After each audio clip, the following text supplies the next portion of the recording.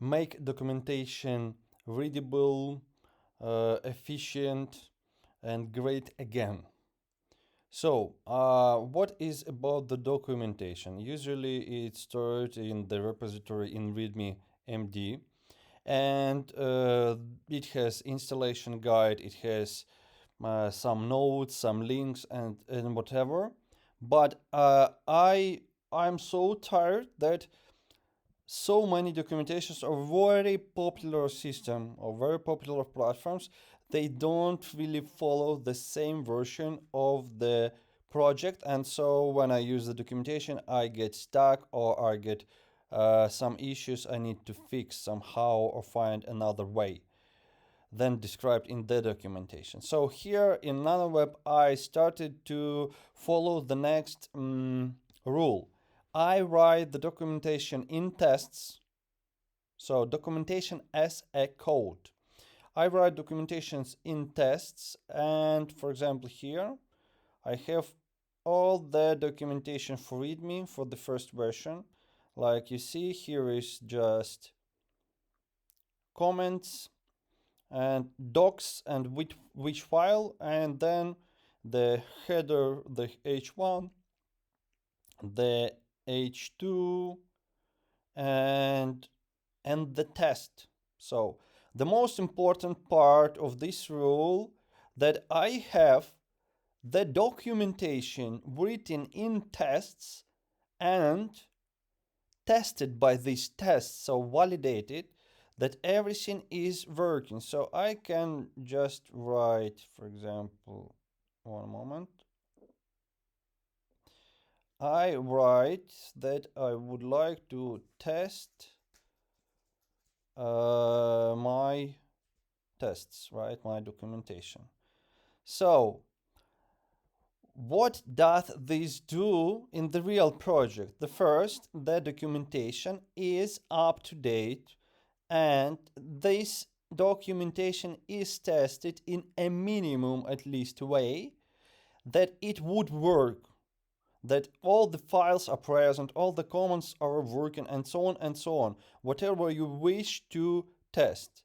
And for me, when I wrote this document, this test, I already changed it a little bit during the testing, because I found out when I was testing that there is something wrong about the like it was missing, the PM clone was missing, but it was present in the scripts, but in the documentation it was missing because I made it up at some point and I forgot to put it in documentation. So when I made up something, I put it in the test, into test, and it goes already into documentation if I add this line here. And then I can just, like, all the tests are okay, good. Yeah, some of them are very slow, like third of 1 second. Yeah, I admit, because for example, these requirements, it's requirements, it tests not v, pmv, and so on. Yeah, so it took some time to run the application, the external application. And now I will go into next. Yeah, and as you can see, some of the icons, they have two columns or two characters use, and some of the icon they have only one, and it looks ugly to me. It looks ugly. So let me fix this. I won't use this here.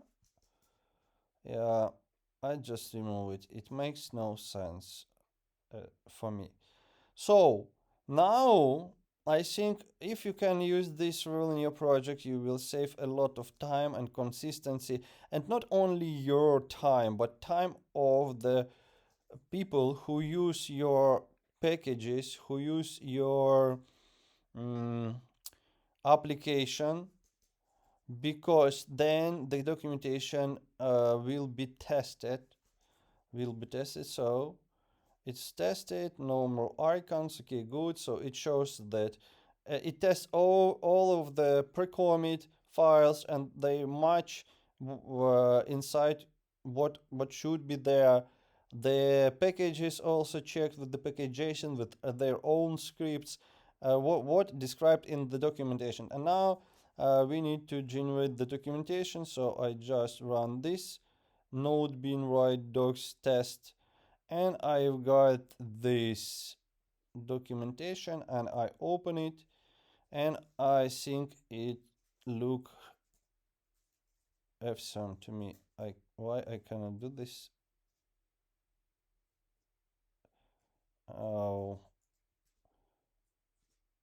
no, where am I?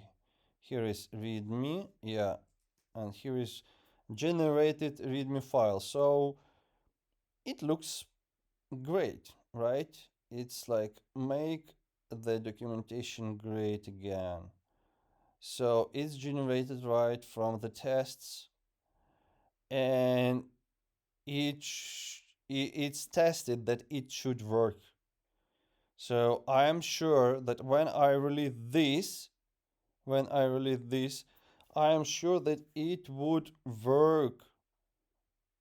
And if I find or someone finds one more mistake, it goes right into test to avoid this mistake in the future. So yeah, happy coding, and let's continue. I need to change this icon because here is contributing wrong icon. Releasing package is contributing, and I change where. Of course, I'm changing in contributing. I'm changing in the test JavaScript, and then I run this command again to regenerate the readme file, and contributing. And you see it's something wrong, really, right? Something is really wrong. This contributing is not updated. It should be another icon. It's so sad. I don't know what is going on. Maybe because I just regenerated it. Okay, I will delete it, and I open it again.